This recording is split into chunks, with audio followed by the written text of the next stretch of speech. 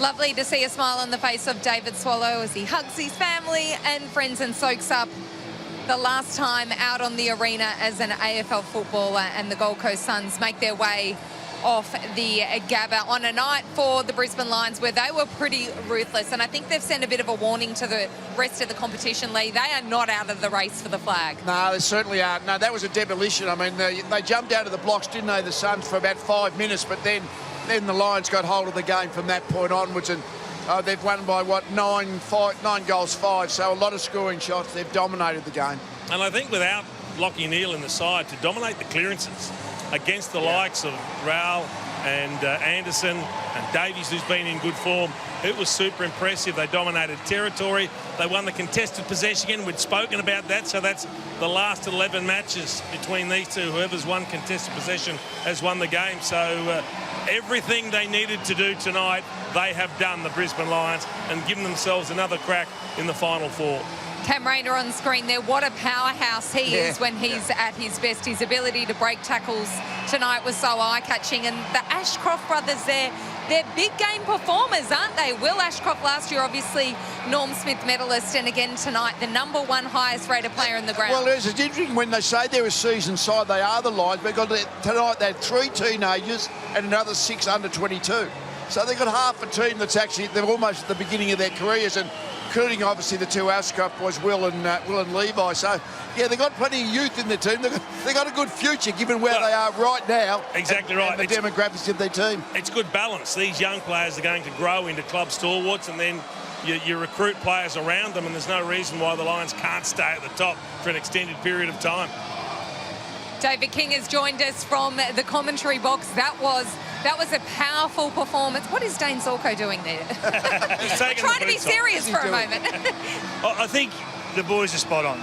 You want to see the signature of your game plan when you're playing big games like this, Lee. I think Chris Fagan would be absolutely thrilled with their counter-punching game out of the back half, to see it so aggressive and so effective. Well, they were. I mean, that was the thing, that the Suns couldn't play the tempo, could they? When they tried to run the ball and they were under pressure, they just turned the ball over too often, and the Lions just got them on the way back. But the Lions have got the ability to really high-tempo football, to be quick and accurate at the same time.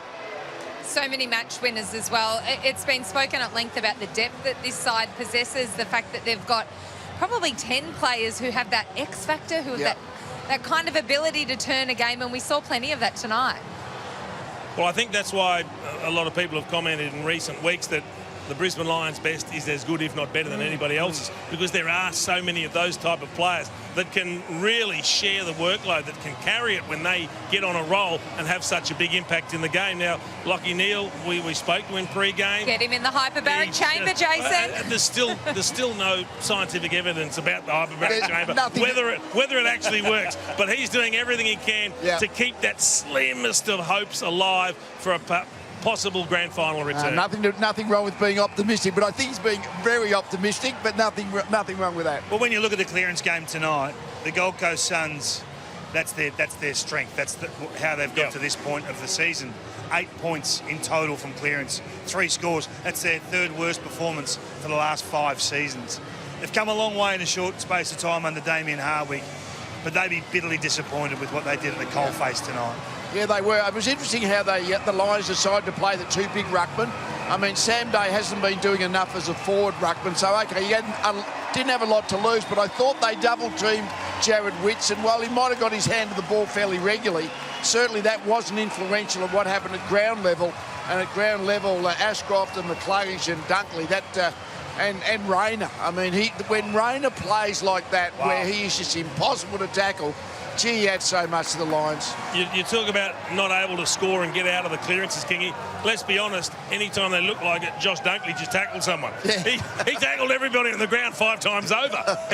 He was like a brick wall. He did. He looked like the meanest man out there, didn't he? Lohman looked like the meanest, but Dunkley was the meanest. His ability to tackle one arm and still get the full body to ground was a feature. Incredible. No, 18 was the final number. Yeah, ridiculous. They're numbers you never hear of. Not for a season with someone not in the final. Do you ever tackle? You had the ball more often than not. You can't tackle with your ball in your hand, David. I'm told you that. Nice comeback. Lee Matthews, AFL Hall of Fame legend, on our Fox Footy call team tonight. And scenes of pure joy in the Lions rooms. They've booked a spot in the preliminary final. That's what you spend all year, all summer trying to get to. Give yourself a chance to win the prelim and book a grand final spot. It is, and I like this. It's a whole of club approach. Yep. So they're sharing with all the players that aren't out there, that whether they're injured or haven't been able to get a game, everyone's sharing in the success and being a part of it. Can I ask you the same question but a different way? Do they need Lockie Neal to win the flag? Well, you'd have to argue. If you had have asked me before tonight, I would have said yes. But when you see a midfield performance like that tonight, you say, well, why can't they do it without? Why can't they? Yeah, they've beaten Fremantle in Perth. They've beaten Hawthorn up here last round. And tonight they beat the Suns. So, yeah, they've played really good footy without Lockie. So they've got a lot of midfield depth. There's enough talent in that team to win without Lockie Neal.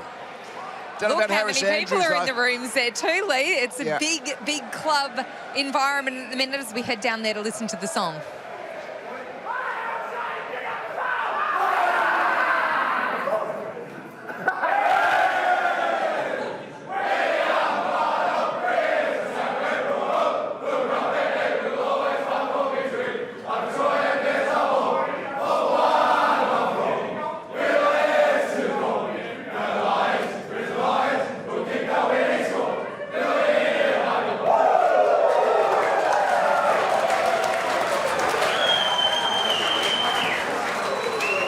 Brilliant scenes in the rooms there. The Brisbane Lions booking a preliminary final against the Collingwood Football Club. And I think if you were sitting down at AFL HQ and trying to work out what matchups were juicy to be able to promote, well, you've got Geelong and Hawthorn, and then you've got Collingwood and Brisbane, who've got such a great recent history. Of course, they met in round 21. The Lions won that by 27 points, and that was at the MCG, the 2023 grand final. Who could forget that?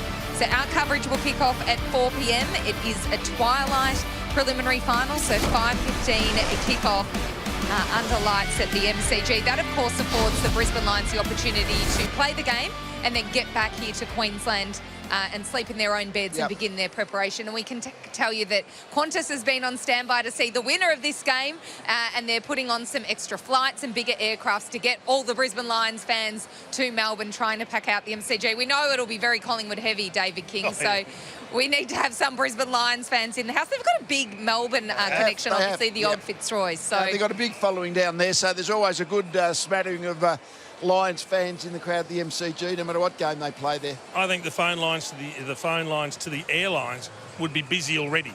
People would have seen this result and they would have been straight on saying, we're going.